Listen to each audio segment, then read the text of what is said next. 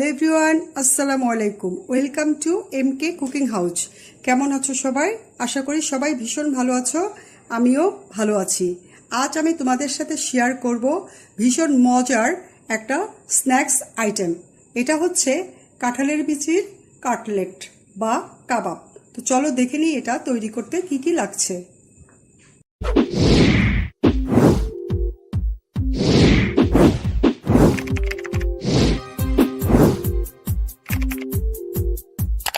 কাঁঠালের বিচির কাবাব তৈরি করার জন্য এখানে আমি কতগুলো কাঁঠালের বিচি নিয়েছি। এই বিচিগুলো আমি এরকম উপর থেকে সাদা খোসাটা খুলে ছিঁড়ে নিয়েছি। এখন এটা আমি সিদ্ধ করে নিব। কাঁঠালের বিচিগুলো আমি খোসা সহ সিদ্ধ করে নিয়েছি।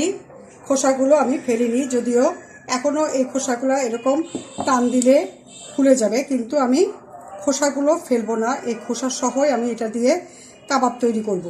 কারণ এই কাঁঠালের বিচির খোসার উপরে প্রচুর আয়রন আছে, আর ইচ্ছা করে আমি আয়রনটা কেন ফেলবো। এখন সবাই স্বাস্থ্য সচেতন এবং পুষ্টিগুণ সম্বন্ধেও সবাই সচেতন, তাই আমি এটা খোসা সহই কাবাবটা বানাবো।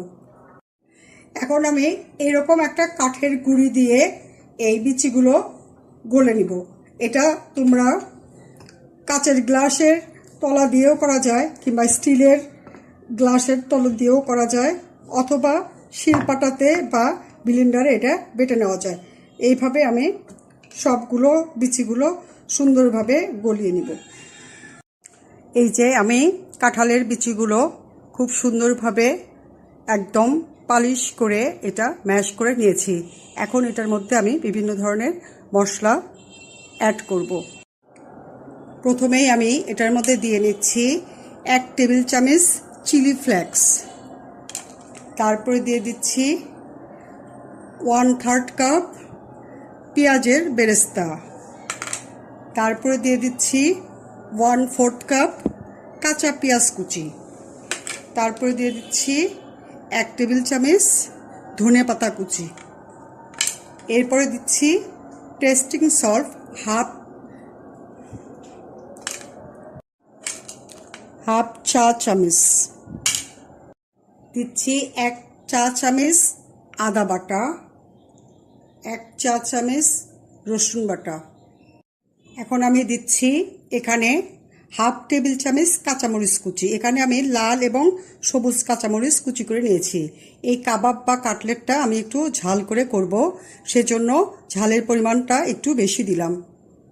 দিচ্ছি হাফ টেবিল চামচ নর্মাল লবণ। এখানে আমি টেস্টিং সল্টটা দিয়েছি, সেজন্য নর্মাল লবণটা একটু কম দিলাম। দিয়ে দিচ্ছি 1 টেবিল চামচ হলুদের গুঁড়া, একটু কালারফুল হওয়ার জন্য। দিচ্ছি হাফ টেবিল চামচ ভাজা জিরার গুঁড়া। এখন দিচ্ছি হাফ চা চামচ গরম মশলার গুঁড়া। এখন আমি সবগুলো উপকরণ খুব ভালো করে মেখে নিব। মশলা মাখানো কাঁঠালের বিচির মিশ্রণটা আমি খুব সুন্দর করে মেখে নিয়েছি। এখন এটা আমি হাতের ভিতরে একটু তেল মেখে নিয়েছি 2 হাতে। এখন এটা আমি কিছুটা মিশ্রণ নিয়ে গোল গোল করে কাবাব বানাবো। তো কাবাব আসলে ছোট সাইজ হলে হয় কাবাব, আর বড় হলে হয় কাটলেট। তো আমি এটা কাবাব না কাটলেট বানাবো, সেজন্য একটু বড় সাইজ করে নিয়েছি। এরকম গোল করে পরে হাতের মাঝে নিয়ে একটু চেপে দিচ্ছি। এই যে এইভাবে আমি একটু বড় বড় সাইজ করে কাটলেটগুলো বানিয়ে নিয়েছি। এইভাবে আমি সবগুলো কাটলেট বানিয়ে নিব। এই যে কাঁঠালের বিচির কাটলেটগুলো আমি সবগুলো বানিয়ে নিয়েছি। আমার এখানে 7 পিস হয়েছে।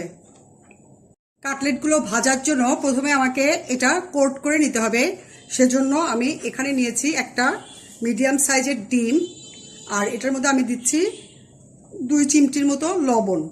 এখন এটা আমি খুব ভালো করে ফেটে নিব। এখানে আমি ডিমটা খুব ভালো করে ফেটে নিয়েছি। এখন আমি একটা করে কাটলেট এই ডিমের ভিতরে দিয়ে ডিমের মধ্যে চুবিয়ে নিব, তারপরে এই ব্রেডক্রামের মধ্যে দিয়ে এটা আমি কোট করে নিব। এই ব্রেডক্রামের একটা রেসিপি অলরেডি আমার চ্যানেলে দেওয়া আছে, তোমরা যদি দেখতে চাও তাহলে আই বাটন অথবা ডেসক্রিপশন বক্সে গেলেই পেয়ে যাবে। এই যে এইভাবে আমি সবগুলো কাটলেট কোট করে নিব। এই যে কাঁঠালের বিচির কাটলেটগুলো সবগুলো আমি ডিম আর ব্রেডক্রামের ভিতরে কোট করে নিয়েছি। এখন এটা আমি 10 মিনিটের জন্য নর্মাল ফ্রিজে রেখে দিব, যেন ডিমের সাথে ব্রেডক্রামগুলো খুব সুন্দরভাবে সেট হয়ে যায়। পরে এটা আমি ডুবো তেলে ভেজে নিব। এই পর্যায়ে এটা দীর্ঘদিন ডিপ ফ্রিজে রেখে সংরক্ষণও করা যায়। এটা 10 মিনিট ডিপ ফ্রিজে রেখে কিছুটা শক্ত হলে পরে একটা এয়ারটাইট বক্সে রেখে যখন খাওয়ার ইচ্ছা হয় তখন তোমরা বের করে ভেজে খেতে পারো। এটা অনেক দিন পর্যন্ত রাখা যায়, ডিপ ফ্রিজে রাখলে কোনো সমস্যা হয় না। কাঁঠালের বিচির কাটলেট ভাজার জন্য এখানে আমি চুলার উপরে একটা ফ্রাই প্যান দিয়েছি এবং ফ্রাই প্যানের মধ্যে আমি পর্যাপ্ত পরিমাণের তেল দিয়ে গরম করে নিয়েছি। এখন আমি একটা একটা করে কাটলেট দিয়ে ভেজে নিব। 10 মিনিট আমি এটা নর্মাল ফ্রিজে রেখে ব্রেডক্রামটা সেট করে নিয়েছি। এখন আমি এটা ভেজে নিব।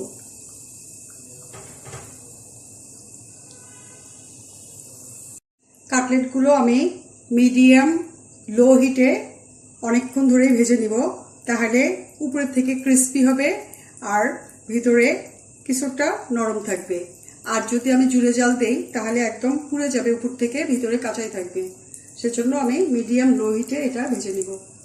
কাটলেটগুলো আমার এক পাশে ভাজা হয়েছে, এখন আমি আর এক পাশে এটা উল্টিয়ে দিচ্ছি।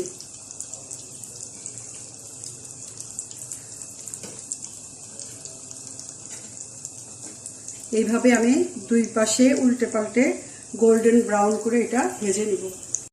কাটলেটগুলো আমি আবার অপর সাইড আবার একবার উল্টে দিচ্ছি। এগুলো আমার এখন ভাজা হয়েছে, এখন আমি একটা একটা করে উঠিয়ে নিব। কাটলেটগুলো ভাজা হয়েছে, এখন আমি এগুলো একটা স্ট্রেনারের উপরে এইভাবে উঠিয়ে তেল ঝরিয়ে ঝরিয়ে নিব। এইভাবে আমি তেল ঝরিয়ে টিস্যুর উপরে কাটলেটগুলো উঠিয়ে নিচ্ছি। এইভাবেই আমি সবগুলো কাটলেট ভেজে নিব।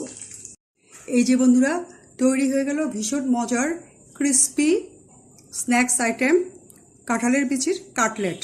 এটা তোমরা এমনিও খেতে পারো, এমনি খেতেও অসম্ভব মজার, অথবা ভাত, পোলাও, নান, রুটি অথবা পরোটার সাথেও এটা খেতে খুবই ভালো লাগে। তো এটা তোমরা অবশ্যই বাসায় ট্রাই করো, আর ভালো লাগলে লাইক, কমেন্ট, শেয়ার করতে ভুলো না। আর যদি চ্যানেলে নতুন হও প্লিজ সাবস্ক্রাইব করো, আর যদি অলরেডি সাবস্ক্রাইব করে থাকো তাহলে অনেক অনেক ধন্যবাদ। সবাই ভালো থেকো। Thank you. আল্লাহ হাফেজ।